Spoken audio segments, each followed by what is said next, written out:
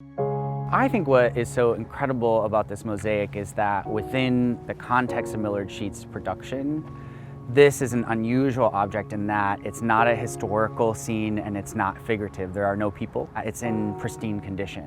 This one is really unique and spectacular.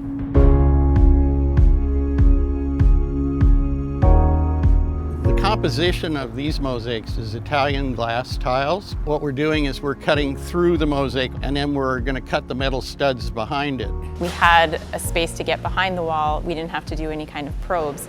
So we're going to physically cut into the surface using predetermined cut lines that we decided as a team, and then going to physically lower it down onto the ground and palletize it to move it over to its location where it'll eventually be reinstalled.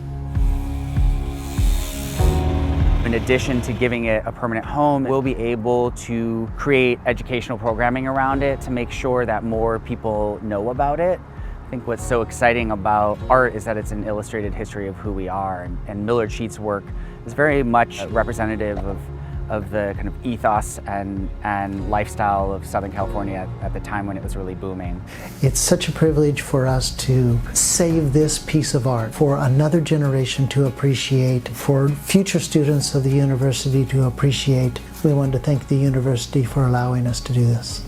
As someone with a history background, for me it's about, posterity and a point of discussion for people, whether you like an artwork or not, just brings people together. Art should be a part of everyday life. It's just important for people to have this around them all the time. It's like breathing air. You need it.